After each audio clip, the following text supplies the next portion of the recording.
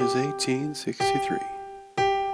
Jackson is dead, but the Federals have been soundly whipped in the field. Both sides now watch each other across the lonely stretches of the Rappahannock River. In the west, Grant is binding an iron net around Vicksburg. The need for decisive Southern victory is vital. General Robert E. Lee thinks that by invading the North, he can draw the Army of the Potomac into a battle of his own choosing. In Washington, war leaders urge General Joseph Hooker to play safe and guard the way to the capital at all costs. In Richmond that spring, President Jefferson Davis adopts Lee's scheme in the hopes of forcing a treaty or attracting foreign aid. The South was under huge economical pressure and needed respite desperately. On June 3rd, McLaws' division, 1st Corps, Army of Northern Virginia, begins marching west towards Culpeper from Fredericksburg. Confederates continue to leave Fredericksburg, and Lee leaves General Hill to deceive fighting Joe Hooker into thinking he will hold there. Some of their camps have disappeared. The picket line along the river is preserved.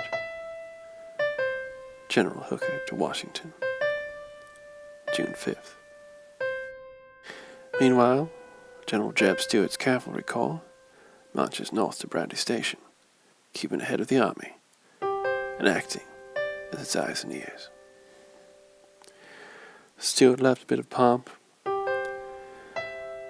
On June 6th, he paraded 8,000 rebel cavalry at Brandy Station, an ostentatious display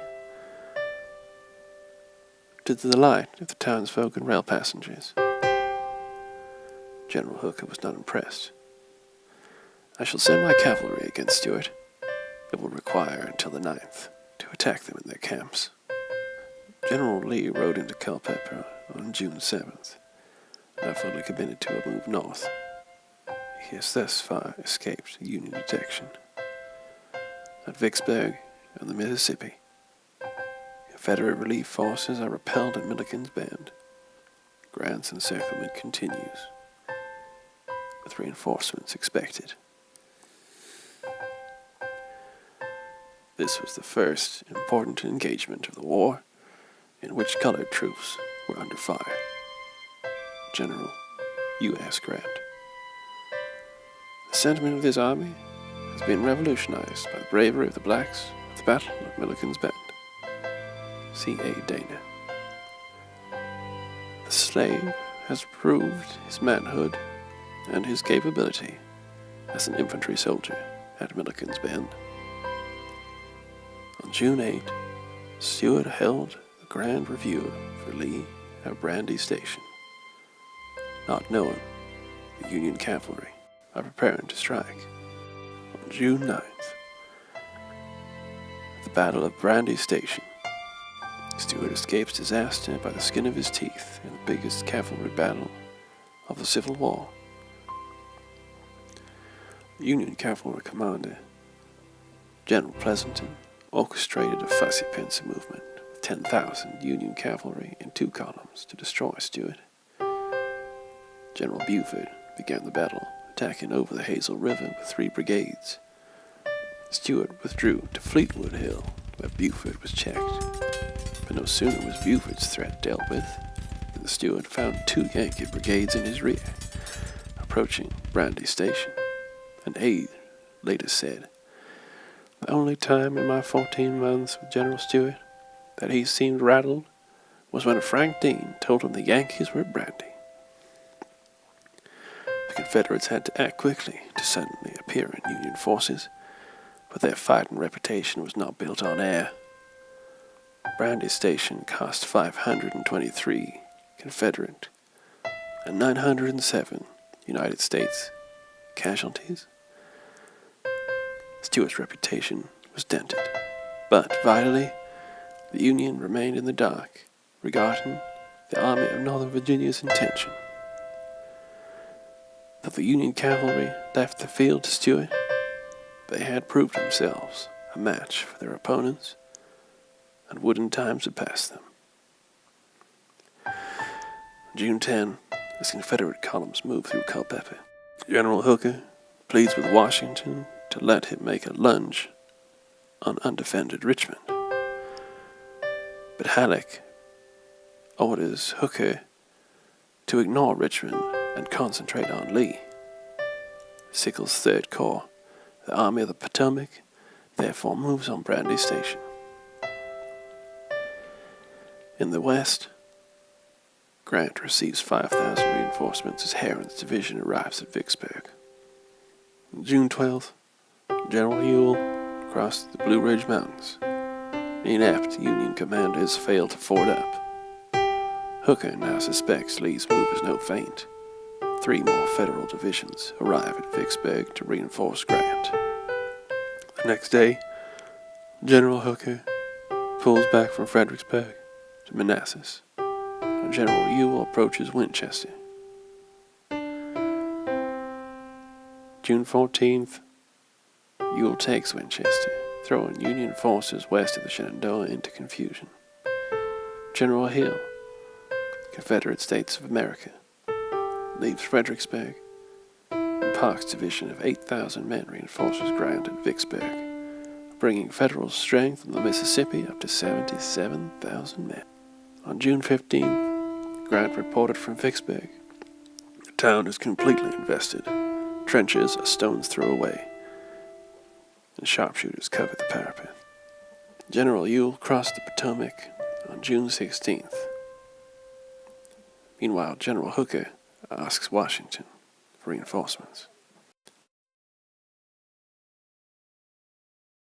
On June 17th, Union and Confederate cavalry clash in the holiday on Middleburg, but the Federals are unable to penetrate the rebel screen, continually unable to break through, thus leaving Union commanders in the dark as Lee's generals press north. On June 19th, another cavalry clash occurs between Stuart and Pleasanton on Middleburg. Meanwhile, Army of Northern Virginia troops are moving through Northern Virginia and approaching Pennsylvania. On June 20th, by presidential proclamation, Western and Northwestern Virginia becomes West Virginia, the 35th state of the Union. By now, Pleasanton has utterly failed to pierce Jeb Stuart's cavalry screen, masking Lee's northern thrust behind the Blue Ridge Mountains. Scraps of intelligence lead Hooker to believe that Lee is definitely heading north, but he does not know where.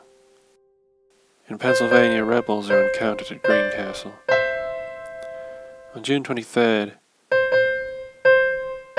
with the entire Army of Northern Virginia on the move, General Hooker arrives to Washington to beg for more reinforcements. The next day, Longstreet and Hill cross into Maryland. General Hooker does not know his hands from his feet due to effective Confederate cavalry screening. As the Army of Northern Virginia marched north, all black persons encountered were held and sent south, whether free or contraband. Lincoln had said he was fighting secessionists, and at first ignored abolitionist calls for emancipation. He ordered escaped slaves to be returned. However, General Benjamin Butler argued that returning refugees to the South aided the enemy, who considered themselves a different country. In 1861, escaped slaves were officially designated as contraband of war and exempt from the Fugitive Slave Act of 1850. Lincoln issued the Emancipation Proclamation January 1st, 1863. The battle lines were suddenly and radically redrawn. June 25th, Stuart begins an epic raid along the east flank of the Army of the Potomac, but much farther away, from the Army of Northern Virginia's flank than Lee had expected. Lee, Longstreet, and Hill meanwhile crossed the Potomac. Skirmishing occurs in Pennsylvania, and Hooker moves into Maryland.